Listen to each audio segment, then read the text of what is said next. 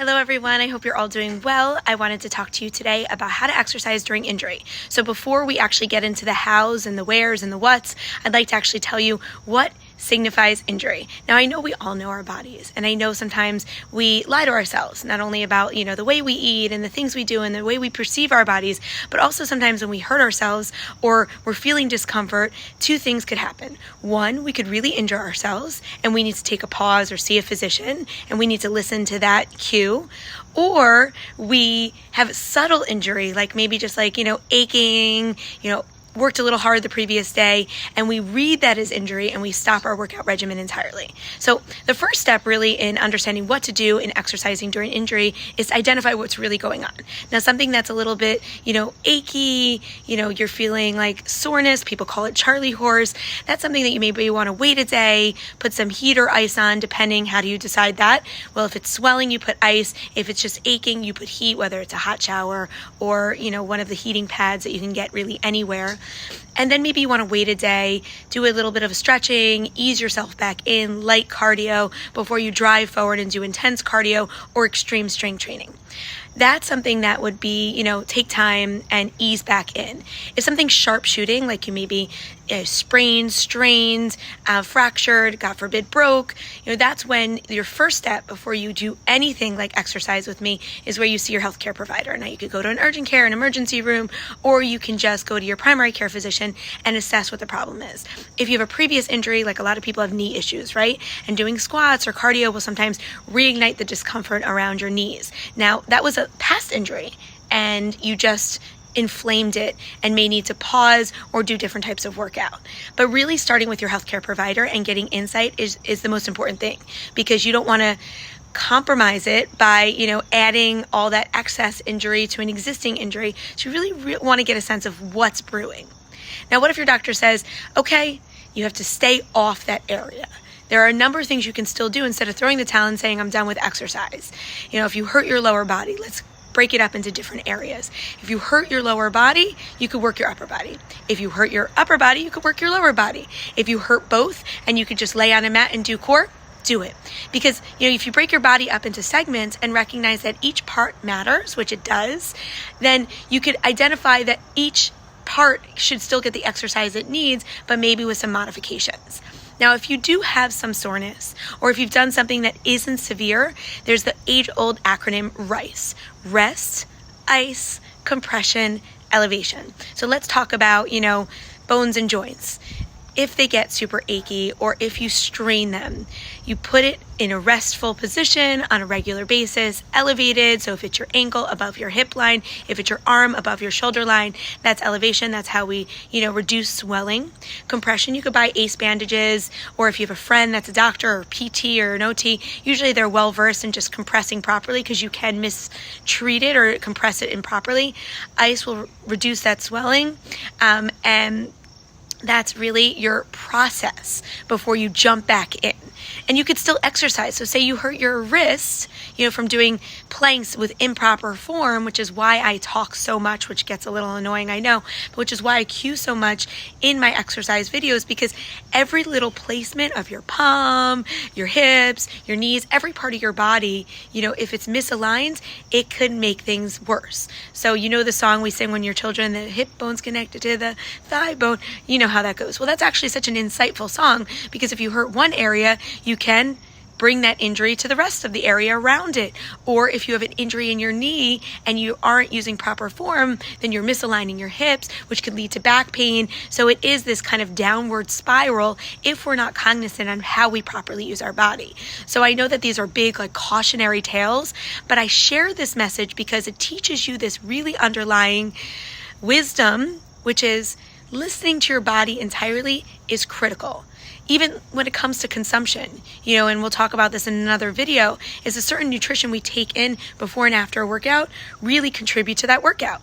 That it's always a comprehensive picture. I don't know why, at what point in our brain processing, and we're all very bright, do we think, well, I'll just do the workout and I'll ignore my body and I won't eat properly and then I won't hydrate. And then, everything goes kind of in a tailspin, and then we're like, oh, I don't feel good. And then you stop exercising. One doesn't have to do with the other. It's all about using knowledge and awareness and the guidance that providers tell us to take one step into the next. So let's talk about actual exercise during injury now that you understand certain things that you have to do and listen to, and the steps you have to take to get a sense of what kind of injury we're dealing with here. So, anything that's directly in the area of the injury, you want to steer clear of. Take your time to come back to, obviously, with the permission of your healthcare provider. I remove liability, and I say that often, not because I'm just worried about you suing me. You wouldn't get much. I'm not worth much.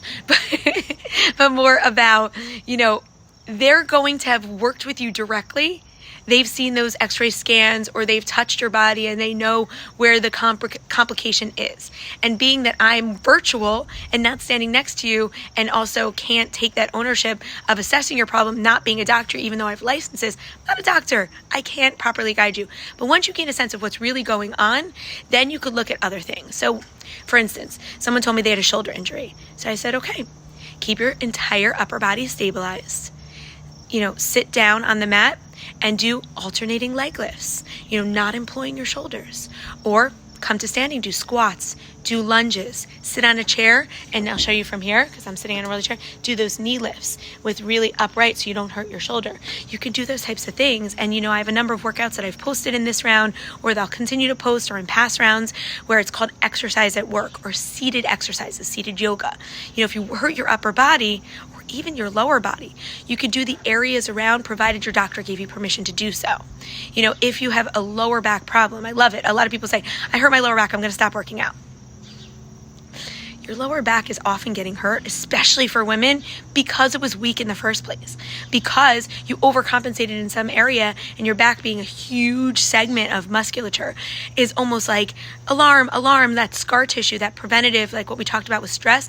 Everything tightens up when it reads stress. So if you exercise improperly, or you're tired and you exercise and you forget to hold your spine upright, then your back overcompensates and it gets injured.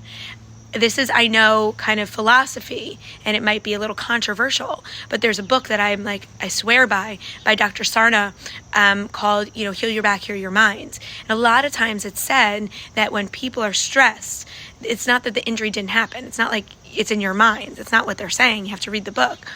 It's that you do have that injury, but when you're ultimately stressed and feeling overwhelmed with life, or you have some sort of trauma or something in that injury spikes that trauma, and I'm not a mental health clinician, but that's what this book posits, is that if you have a lot going on in your life and your back gets hurt, you feel it more. Not that it doesn't exist and you're misreading it, because you're under so much stress, that everything's tightened. So once you start getting into what's going on here, we talked about with stress, then you'll read that back pain differently. And back pain is something that you actually should still keep moving. Of course, if you have slip discs and something more complicated like spinal stenosis, more complex, osteo, I'm not going to get into the medical. If you have a real clinical issue, a medical problem, then maybe you want to pause and just do a lot of walking, swimming, it's non-impact, things that are a little bit lighter, or yoga, that's smart. But if you are really stressed, work through it. Build that back strength by doing lots of core workouts, safe core workouts, and I've posted a lot, and I'm happy to share individual ones. Now, I could talk in this video for probably 10 minutes longer, but what's the moral of the story? Is that slight injuries are not a signal you should stop. It just means you might have to recalibrate, modify the exercises, change your method, get better sneakers if your knees, ankles, or hips hurt. Sometimes it's just about your footwear. Change the type of workout you're doing. There's a lot of workouts out there. There's no one size fits all. Check in with your healthcare provider to get the different categories of what you could still do. Set up a private training session with me, just one. It's a nominal fee, so I can customize and tailor it to what's going on with you. You can still do it. Don't lose your momentum. Exercise safely. But if something goes awry, you can still keep going. That's the moral. Thank you for listening.